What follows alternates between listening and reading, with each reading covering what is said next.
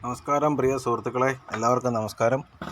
നമ്മൾ ഇന്നത്തെ ഒരു വീഡിയോ എന്ന് പറയുന്നത് നമ്മുടെ വീട്ടിൽ വന്ന ഒരു കസ്റ്റമർ കോഴിയെ മേടിച്ചുകൊണ്ട് പോകുന്ന ഒരു വീഡിയോ ആണ്. കൊല്ലം പാരിപ്പള്ളി എന്നിട്ട് ഒരു ചെറുപ്പക്കാരൻ വന്ന് നമുക്ക് ഈ കാണുന്ന നേക്കഡിനൊക്കെ പൂവനും ആ ലൈനേജ് പിടയുമാണ് കൊടുത്തത്. രണ്ടും 7 മാസം ആയ കോഴികളാണ്. അത് കോഴി മുട്ടയിട്ടുകൊണ്ടിരിക്കുന്ന പിടക്കോഴിയും അത് ബ്രീഡിങ് സ്റ്റാർട്ടായിട്ടുള്ള ഒരു പൂവൻ കോഴിയുമാണ്. ഫോട്ടോസാണിത്. നമ്മുടെ വീട്ടിൽ രാവിലെ വന്ന സമയത്ത് ഞാൻ ചവറയിൽ പോയിട്ട് പുള്ളിക്കാരനെ പിക്ക് ചെയ്ത് കൊണ്ടുവരുമായിരുന്നു. അപ്പോൾ പുള്ളി സഞ്ചിയൊക്കെ ആയിട്ടാണ് വന്നത്. അത് കാരണം നമുക്ക് വേറെ കാർബോർഡിൻ്റെ ആവശ്യവും ഇല്ലായിരുന്നു. പുള്ളി ഒരു തുണി സഞ്ചിയായിട്ടാണ് വന്നത്. അപ്പം വീട്ടിൽ വന്ന് ഞാനപ്പോൾ കോഴിക്ക് തീറ്റ കൊടുക്കാനുള്ള ഒരു തയ്യാറെടുപ്പിൽ നിൽക്കുമായിരുന്നു. അപ്പോൾ കൃഷിക്കാരൻ വന്നു, കോഴിയൊക്കെ കണ്ടു, ഇഷ്ടപ്പെട്ടു. അപ്പോൾ പുള്ളി പറയുന്ന കോഴിയെ കൊടുക്കാമെന്ന് ഞാൻ സമ്മതിച്ചായിരുന്നു പുള്ളിയോട്. അങ്ങനെ ഫോൺ വിളിച്ച് പറഞ്ഞിട്ടാണ് പുള്ളി വന്നത്. അപ്പോൾ അതും പ്രകാരം പുള്ളി 2 കോഴി, ഒരു പൂവനെ ഒരു പിടയും മതിയായിട്ടാണ് വന്നത്. അപ്പോൾ നമ്മുടെ ഈ നമ്മുടെ തീറ്റ കൊടുക്കുന്ന സമയത്ത് എല്ലാവരും നമ്മുടെ അടുത്ത് വരുമല്ലോ. അപ്പം അടയിരിക്കുന്ന 3-4 പിടക്കോഴികളുണ്ട്. അതിലൊന്ന് രണ്ടെണ്ണം ഇഷ്ടപ്പെട്ടെങ്കിലും അടയിരിക്കുന്നതുകൊണ്ട് നമ്മൾ കൊടുത്തില്ല.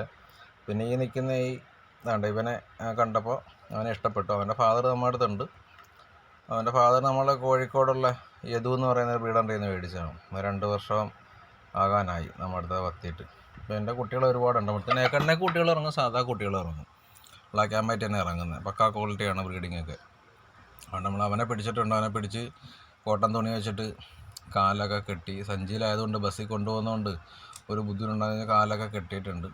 ഇവിടെ ശരിക്കും നമ്മുടെ ചാരപ്പുള്ളി പോകാനുള്ളത് കാരണം ഇവർക്ക് ശരിക്കും കൂകാനോ ബ്രീഡിങ്ങിനോ ഒന്നും പറ്റുന്നില്ല. അവൻ സമ്മതിക്കത്തില്ല. അപ്പോൾ അവനെ ഞാൻ 2 ദിവസം കൊണ്ട് മാറ്റി കെട്ടിയിട്ടിരിക്കുകയാണ്.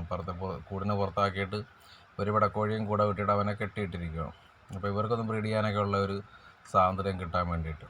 അപ്പോൾ അങ്ങനെ പൂവൻ കോഴിയെ പിടിച്ച് നമ്മൾ സെറ്റാക്കി താണ്ടെ പട്ടികയിലോട്ട് കൊളുത്തിയിട്ടിട്ടുണ്ട്. ഇനി അടുത്ത പിടക്കോഴിയെ പിടിക്കാൻ. അപ്പോൾ എല്ലാവരും ഭക്ഷണം കഴിച്ച് വെള്ളമൊക്കെ കുടിച്ചിട്ട് റിലാക്സ് ആയിട്ട് കൊണ്ടുപോകാമെന്നുള്ള ഒരു ഇതിലാണ് നമ്മൾ അവകാശം കൊടുത്തത്. അപ്പോൾ എല്ലാവരും അപകടം മണത്തവരെല്ലാവരും കോഴിക്കൂട്ടിൻ്റെ ഉള്ളിലേക്ക് കയറിയിട്ടുണ്ട്.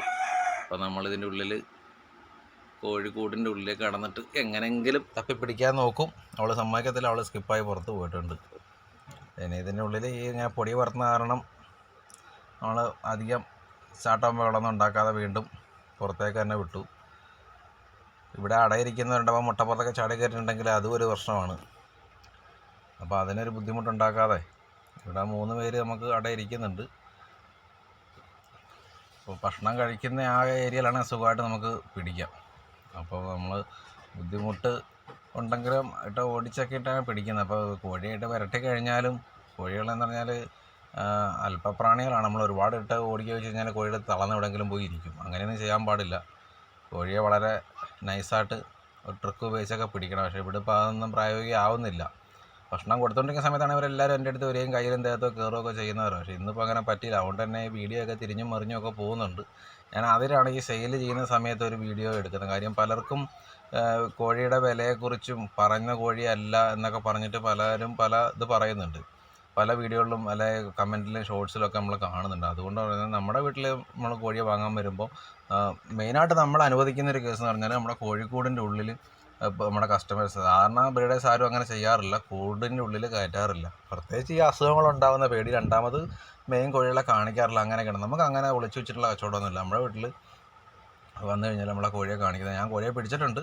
കോഴിയെ പിടിച്ച് തന്നെ അയാളെ കൊണ്ടുവരണ കെട്ടിക്കുന്നത് ചെറുപ്പക്കാരനാണ്. അയാൾ കൊല്ലത്ത് നിന്ന് വന്നാണ്. അപ്പോൾ അയാളെ കൊണ്ട് തന്നെ കാല് കെട്ടിച്ചിട്ട് സഞ്ചിയിലേക്ക് ഇടാം. അപ്പോൾ അടയിരുന്ന കൂട്ടത്തിൽ നിന്ന് ഒരാൾ ചാടി പോയിട്ടാണ് പട്ടിയെ പുറത്ത് കയറി. നമ്മൾ ഒറ്റക്കണ്ണി. അങ്ങനെ നമ്മുടെ വീട്ടിൽ നമ്മളിപ്പോൾ ഈ 2 കോഴിയെ പുള്ളിക്കാരന് കൊടുത്തത് 850 രൂപ പെർ പീസ് വെച്ചിട്ടാണ്. പിടക്കോഴിക്കാണ് 850 രൂപ ഞാൻ വാങ്ങുന്നത് സാധാരണ. സന്തോഷമായി. പിന്നെ പൂവൻ കോഴി എന്ന് പറയുന്നത് ബ്രീഡും ക്വാളിറ്റി അനുസരിച്ച് നമ്മൾ ഒരു പക്ഷേ 1000, 1200, 1500 ഒക്കെ വാങ്ങാറുണ്ട്. കള്ളമൊന്നും പറയണില്ല. പക്ഷേ നമ്മുടെ വീട്ടിൽ വരുന്ന കസ്റ്റമർ അല്ലെ നമ്മളെ എൻക്വയറി ചെയ്യുന്ന കസ്റ്റമർ നമ്മൾ അയച്ചു കൊടുക്കുന്ന ഫോട്ടോസോ വീഡിയോസോ കണ്ടിട്ട് പേരൻസിനെയും കുട്ടികളെയും നമ്മൾ കാണിക്കും. എൻ്റെ ഉള്ള കോഴിയുടെ പേരൻറ്റ് എൻ്റെ കാണും, അവരുടെ കുട്ടികൾ എൻ്റെ മടയിൽ കാണും. അപ്പോൾ അങ്ങനെ കോഴികളെ കണ്ട് അവർ സാറ്റിസ്ഫൈഡ് ആണ്.